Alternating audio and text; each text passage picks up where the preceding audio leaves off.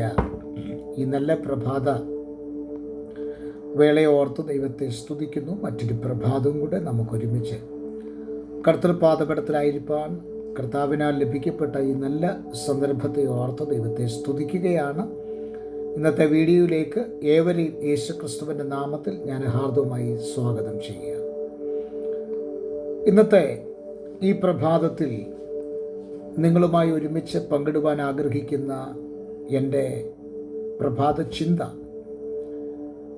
യോഹന്നാൻ അപ്പോസ്തലൻ പത്മോസിൻ്റെ ഏകാന്തതയിൽ കിടന്നുകൊണ്ട് തനിക്ക് ലഭിക്കപ്പെട്ട വെളിപ്പാടുകൾ തൻ്റെ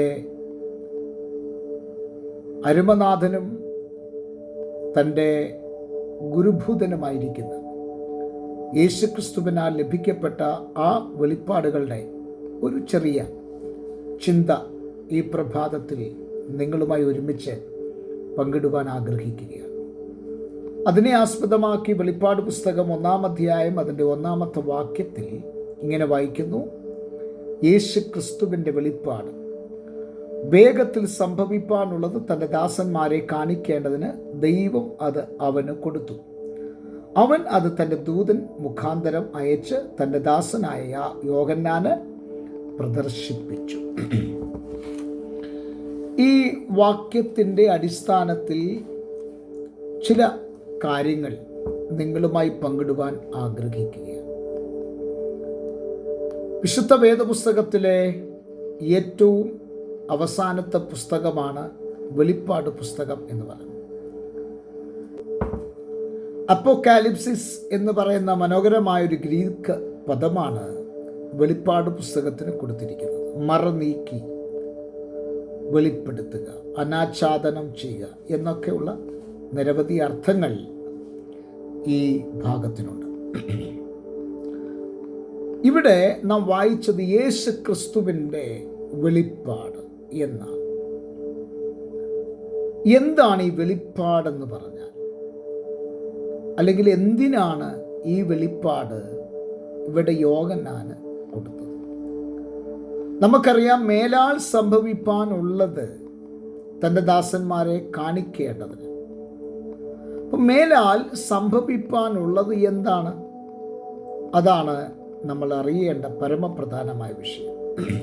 പ്രിയരെ, നമ്മളിന്ന് കാണുന്ന ഈ ഒരു യുഗം, അല്ലെങ്കിൽ ഈ ഒരു കാലം, ഈ ഒരു സമയം വളരെ വേഗത്തിൽ തീരും. എന്ന് തീരും എന്ന് ചോദിച്ചാൽ അതിന് വ്യക്തമായൊരു മറുപടി വേദപുസ്തകം തരുന്നില്ല. പക്ഷെ ഒന്ന് സുനിശ്ചിതമാണ്, ഇതിനൊരു അന്ത്യമുണ്ട്. എന്നാൽ ഈ കാലഘട്ടത്തിൽ ഈ വെളിപ്പാടിൻ്റെ പ്രസക്തി, അഥവാ ഈ വെളിപ്പാട് പുസ്തകത്തിൽ രേഖപ്പെടുത്തിയിരിക്കുന്ന ഈ വാക്യത്തിൻ്റെ പ്രസക്തി എന്ന് പറയുന്നത്, ഒരു 6 പോയിന്റ് ഞാനിവിടെ നിങ്ങളുമായിട്ടൊന്ന് പങ്കുവെക്കാം. ഒന്ന്, ജാതികളുടെ മേൽ മൂടിയിരിക്കുന്ന അന്ധകാരം ക്രിസ്തുവാകുന്ന പ്രകാശത്താൽ പ്രശോഭിതമാക്കേണ്ടതിന് ക്രിസ്തു ഈ വെളിപ്പാട് തൻ്റെ ദാസനിൽ കൈമാറുകയാണ്. ഇപ്പം ജാതികളുടെ മേൽ മൂടിയിരിക്കുന്ന അന്ധകാരം, ആരാണ് ജാതികൾ? വിശുദ്ധ വേദപുസ്തകം നാം പഠിച്ചാൽ ഇസ്രായേലിനെതിരായി നിന്ന ഒരു 7 കൂട്ടം ജാതികളുണ്ട്. അമോനിയർ, ഹിത്യർ, ഹിവ്യർ, പെരിസ്യർ എന്ന് വേണ്ട ഇങ്ങനെ വ്യത്യസ്തമായ ഒരു 7 ജാതികളെക്കുറിച്ച് പഴയ നിയമത്തിൽ നമുക്ക് കാണുവാൻ കഴിയും. ഇവിടെ ജാതികൾ എന്ന് പറയുന്നത് ആരെയാണ്? പുതിയ നിയമത്തിലെ ജാതികൾ എന്ന് പറയുന്നത് ഞാനും നിങ്ങളുമാണ്. യഹൂദന്മാരല്ലാത്തവരെ എല്ലാം അവർ ജാതികളുടെ ലിസ്റ്റിലാണ് പെടുത്തിയിരിക്കുന്നത്. അതുകൊണ്ട് ജാതികളെന്ന് കേൾക്കുമ്പോൾ നമ്മൾ വേറെ ചിന്തകൾ ഒന്നും നമ്മുടെ മനസ്സിലേക്ക് വരാൻ ഇടയാകരുത്. ഞാനും നിങ്ങളും ജാതികളാണ്. എന്നാൽ നമ്മെ മൂടിയിരുന്ന ഒരു അന്ധകാരത്തിൻ്റെ ഒരു വ്യാപാരമുണ്ടായിരുന്നു. ആ അന്ധകാരത്തിൻ്റെ വ്യാപാരം, അന്ധകാരം എന്ന് പറഞ്ഞാൽ നമുക്കറിയാം, ഈ ലോകം പിശാചിൻ്റെ അധീനതയിലാണ്. അവൻ സകലരുടെയും മനസ്സിനെ കുരുടാക്കി, കണ്ണുകളെ മൂടി, സത്യമായ പ്രകാശത്തിലേക്ക് ജനം പോകാതിരിക്കേണ്ടതിന് അവൻ അതിൻ്റെ പഴുതുകൾ അടച്ചുകൊണ്ടിരിക്കുമ്പോൾ ആ പഴുതുകളെ തട്ടിമാറ്റിയത് മറ്റൊന്നുമല്ല, അത് ക്രിസ്തു ഈ ലോകത്തിലേക്ക് വെളിച്ചമായി വന്നതുകൊണ്ടാണ്. അതുകൊണ്ടാണ് യേശു ക്രിസ്തു പറഞ്ഞത്, ഞാൻ ലോകത്തിൻ്റെ വെളിച്ചമാകുന്നു എന്ന് പറഞ്ഞു.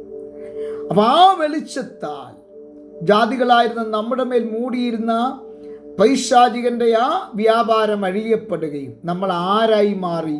നമ്മൾ ക്രിസ്തുവിൻ്റെ മക്കളായി മാറി. ഇനി 2, എന്തിനാണ് ഈ വെളിപ്പാട്? ഈ യുഗത്തിൽ, ഏത് യുഗത്തിൽ? കർത്താവായ യേശു ക്രിസ്തുവിൻ്റെ മേഘപ്രത്യക്ഷത വരെയുള്ള യുഗത്തിൽ ദൈവത്തിൻ്റെ ഉദ്ദേശം ഇവിടെ വെളിപ്പെടാൻ തീർന്നില്ല. മധ്യാകാശത്തിന് ശേഷമുള്ള 7 വർഷം, അതിനുശേഷമുള്ള കാലഘട്ടങ്ങളിലൊക്കെ ദൈവത്തിൻ്റെ ഉദ്ദേശം, ദൈവത്തിൻ്റെ ഹിതം ഇവിടെ വെളിപ്പെടാൻ ആണ് ഈ വെളിപ്പാട് കർത്താവായ യേശു ക്രിസ്തു തൻ്റെ ശിഷ്യന് പകർന്നു കൊടുക്കുന്നത്. അപ്പോൾ 3, ദൈവത്തെക്കുറിച്ചുള്ള ജ്ഞാനത്തിൻ്റെ ആ ഒരറിവ്. ഗ്നോസിസ് എന്ന് പറയുന്നൊരു പദം നമുക്ക് കാണുവാൻ കഴിയും. ദൈവത്തെക്കുറിച്ചുള്ള ജ്ഞാനത്തിൻ്റെ അറിവ്, ആ പരിജ്ഞാനത്തിൻ്റെ ശ്രേഷ്ഠത എന്ന് പൗലോസ് പറയും. അങ്ങനെ പരിജ്ഞാനത്തിൻ്റെ ശ്രേഷ്ഠത നിമിത്തം ക്രിസ്തുവിൻ്റെ സൗരഭ്യവാസനയായി മാറേണ്ടതിന് ദൈവം ഈ വെളിപ്പാട് തൻ്റെ ദാസന് പകർന്നു കൊടുക്കുകയാണ്. ഇനി 4, സഭയുടെ ഗുണീകരണത്തിനായിട്ട് ഈ വെളിപ്പാട് പകരപ്പെടുകയാണ്. ഇനി അടുത്തത്, യേശു ക്രിസ്തുവിൻ്റെ രഹസ്യവരവിലുണ്ടാകുന്ന ആ സംഭവം. അതെന്താണ് സംഭവം? ഇന്ന് പ്രത്യാശയോടെ കാത്തിരിക്കുന്ന മണവാട്ടിയാം സഭ ക്രിസ്തുവിൻ്റെ കാഹളത്തിൻ്റെ ധ്വനി കേൾക്കും മാത്രയിൽ ഇവിടുന്ന് കണ്ണിമയ്ക്കുന്നിടയിൽ ഇവിടുന്ന് രൂപാന്തരപ്പെട്ട് ആകാശങ്ങളിൽ അഥവാ ആയാറിൽ എടുക്കപ്പെടുകയാണ്. ആ ഒരു വെളിപ്പാട്, അതാണ് യോഹന്നാന് യേശു ക്രിസ്തു സമ്മാനിക്കുന്നത്. അവസാനമായി ക്രിസ്തു ഒരു ന്യായവിധിക്കായി ഇവിടെ വെളിപ്പെടും. ആരെ ന്യായവിധിക്കാനാണ്? ക്രിസ്തുവിൻ്റെ സഭയെ ന്യായവിധിക്കുവാനല്ല, മറിച്ച് ക്രിസ്തുവില്ലാതെ ജീവിക്കുന്ന ആരൊക്കെയുണ്ടോ അവരെയൊക്കെ ന്യായവിധിപ്പാൻ ക്രിസ്തു ന്യായാധിപനായി ഇവിടെ വെളിപ്പെടും. ആ ന്യായാധിപൻ്റെ പ്രത്യേകത എന്താണ്? ആ ന്യായാധിപൻ്റെ പ്രത്യേകത നീതിയുള്ള ഒരു ന്യായാധിപതിയാണ്. അതുകൊണ്ട് എൻ്റെ പ്രിയരെ, ഈ പ്രഭാതത്തിൽ പറഞ്ഞാൻ അവസാനിപ്പിക്കട്ടെ. നമ്മൾ ഈ പ്രഭാതത്തിൽ ആരാധിക്കുന്ന നമ്മുടെ വാഴ്ത്തപ്പെട്ട കർത്താവ് നീതിയുള്ള ന്യായാധിപതിയാണ്. അതുകൊണ്ട് ആ കർത്താവിൻ്റെ കരത്തിലേക്ക് നമ്മളെ സമർപ്പിക്കാം. എല്ലാ കണ്ണുകളും അടച്ചാട്ട് പ്രാർത്ഥിക്കാം. നല്ല ദൈവമേ, ഞങ്ങളുടെ സ്വർഗസ്ഥ പിതാവേ, ജനത്തെ അനുഗ്രഹിച്ച് പ്രാർത്ഥിക്കുന്നു. ഒരു വലിയ അനുഗ്രഹമാക്കി തീർക്കണം യേശു ക്രിസ്തുവിൻ നാമത്തിൽ തന്നെ, ആമേൻ. എല്ലാവർക്കും നല്ലൊരു പ്രഭാതം നേരുന്നു. ക്രിസ്തുവിൽ നിങ്ങളുടെ പ്രിയ സഹോദരൻ pastor Jose Samuel. Thank you so much.